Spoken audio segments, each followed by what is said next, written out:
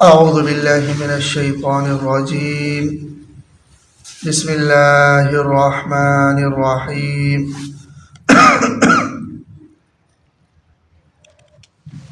والجار ذي القربى والجار الجنب والصاحب بالجنب وابن السبيل وما ملكت أيمانكم إن الله لا يحب من كان مختالا فخورا. اور قریب کے پڑوسی کے ساتھ حسن سلوک کرو، دور کے پڑوسی کے ساتھ حسن سلوک کرو. وصاحب بالجنب، اور ہم نشین کے ساتھ حسن سلوک کرو، پہلو کے ساتھی کے ساتھ. ہم نشین چاہے طویل مدت کے لیے ہو یا کچھ مدت کے لیے ہو، تو اس کے ساتھ بھی احسان کرنے کا حکم ہے. جیسے انسان کہیں پر کام کر رہا ہے تو وہاں اس کے ساتھ ہی ہے، وہ صاحب بالجنب بھی ہے.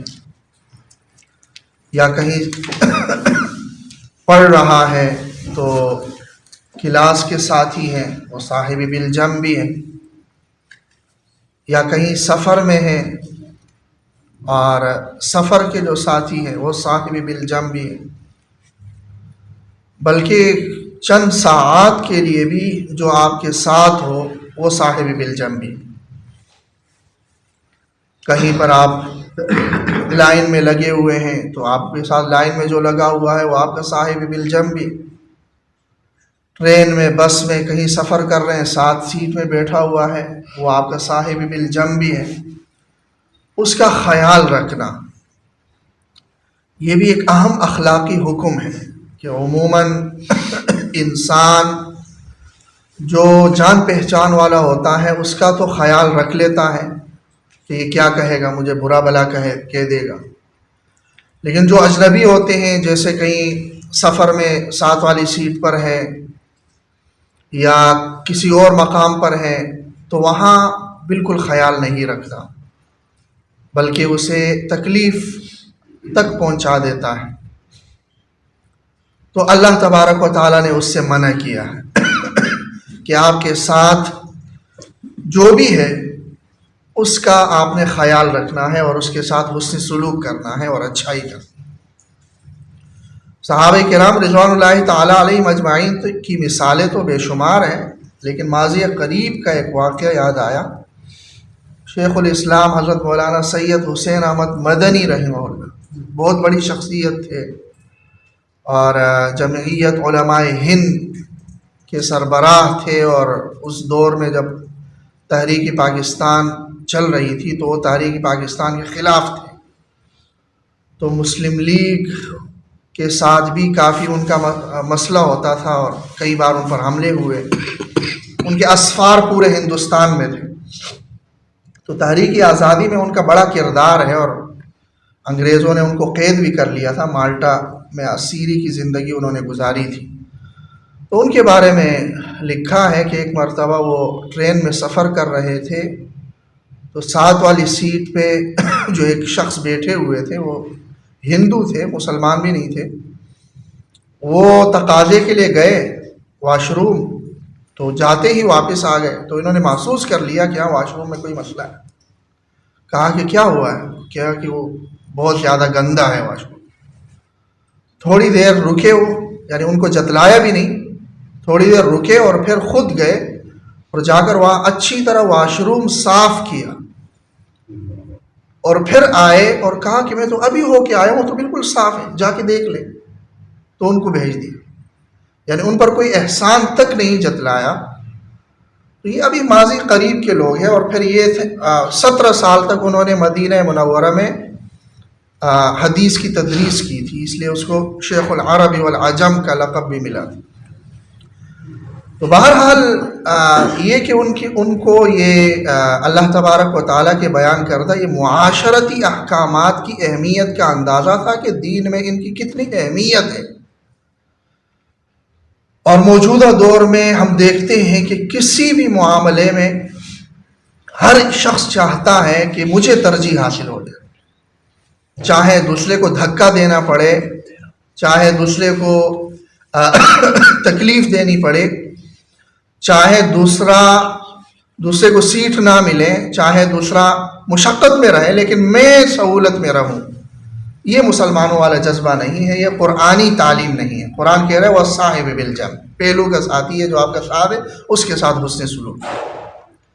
وَابْنِ السَّبِيلِ، اور مسافر کے ساتھ، کہ جو مسافر ہے اور اس کا کوئی جگہ نہیں ہے اور کوئی ٹھکانہ نہیں ہے، اس کے ساتھ حسن سلوک کرو۔ موجودہ دور میں تو کافی ساری سہولیات ہیں جگہ جگہ، ٹھہرنے کی بھی اور کھانے پینے کی بھی، لیکن پھر بھی اگر کوئی شخص ایسا ہے تو یہ ان کو بھی سفر میں بہت زیادہ ضروریات پیش آ سکتی ہے۔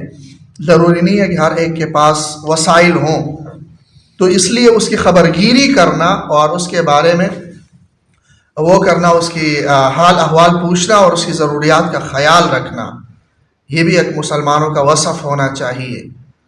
اور یہ ہمارے آج کل تو امن و امان کی صورتحال کی وجہ سے لوگ بہت زیادہ احتیاط برتنے لگے ہیں، لیکن ابھی بھی اگر پاکستان کے کچھ علاقوں میں دیکھ لیا جائے تو کہیں بھی کسی محلے میں مسافر آتا ہے تو ایک دوسرے سے آگے بڑھتے ہیں کہ ہاں اس کی میزبانی ہم کر لیں اور یہ ہمارے ساتھ گھر میں رہیں۔ یہ اچھا وصف ہے اور اس کا اللہ تبارک و تعالیٰ نے حکم دیا ہے، اور اس حوالے سے زیادہ ہم نہیں کر سکتے۔ تو کوئی اس طرح کا کوئی مسافر ہے، اس کے خبرگیری صرف کر لی جائے کہ ہاں کوئی ضرورت ہو، یا کوئی زبان کی حد تک بھی اگر کر لیا جائے تو یہ بھی غنیمت ہے۔ یہ نہیں کہ اپنے آپ کو بالکل انجان کر دیا جائے کہ اس کی اپنی لائف ہے، میری اپنی لائف ہے، وہ جو چاہے کر لیں۔ یہ اچھا وصف نہیں ہے جو پروموٹ ہو رہا ہے کہ ہر ایک نے اپنے کام سے کام رکھنا۔ یہ ہمارے معاشرے، اسلامی معاشرے کی یہ تعلیمات نہیں ہے۔ یہ اس معاشرے کی ہے کہ وہاں اگر کوئی گرا پڑا تڑپ بھی رہا ہے تو عموماً یہی ہوتا ہے کہ کوئی پوچھتا ہی نہیں۔ اگرچہ اس طرح کے مسائل میں بہت سارے مسائل ہو سکتے ہیں، جیسا کہ آج کل عدالتوں کے اور یہ پولیس وغیرہ کے چکر کاٹنا، اگر اس طرح کے ایشوز ہو پھر تو گنجائش ہے، لیکن اگر اس طرح کوئی مسئلہ نہیں ہے، ویسے ہی اگر کوئی شخص ایسا مسافر ہے تو یہ اخلاق تو کم از کم ہونا چاہیے کہ بھئی ہاں آپ کہاں کے ہیں، انجان لگ رہے ہیں یا کوئی ضرورت ہے یا کیا ہے۔ تو یہ وصف قرآنی حکم ہے اور نبی اکرم صلی اللہ علیہ وسلم کی تعلیمات میں سے۔ تو وابن السبیل، اور مسافر کے ساتھ اس سے سلوک کریں۔ وما ملکت ایمانکم، اور اپنے غلاموں کے ساتھ اس سے سلوک کریں۔ اس زمانے میں غلام تھے اور آج کل تو غلام نہیں ہے، لیکن اس کے حکم میں ملازم بھی ہے کہ جو آپ کے ملازم ہیں ان ملازموں کے ساتھ اس سے سلوک یہی ہے کہ جس کام کے لیے ان کو رکھا ہے اس سے زیادہ کام اس سے نہ لیا جائے، اور جتنی اجرت پر رکھا ہے اتنی پوری اجرت اس کو دے دی جائے، اور جس وقت اجرت متعین کی گئی ہے اس وقت متعین اجرت اس کو دے دی جائے، اور اس کے ساتھ اس کی استطاعت سے بڑھ کر اس سے کام نہ لیا جائے۔ تو یہ ملازمین کے احکامات ہیں۔ تو یہ کچھ معاشرتی اخلاق اور اخلاقی احکامات ہیں جو اللہ تبارک و تعالیٰ نے اس آیت میں ذکر کیے ہیں۔ آگے پھر اللہ تعالیٰ نے ان اسباب کا ذکر کیا ہے جو ان معاشرتی اور اخلاقی احکامات پر عمل درآمد میں رکاوٹ ہے۔ یہ کون سے اسباب ہیں جس کی وجہ سے یہ اخلاقی اوصاف ہم سے الگ ہو رہے ہیں؟ اللہ تعالیٰ عمل کی توفیق۔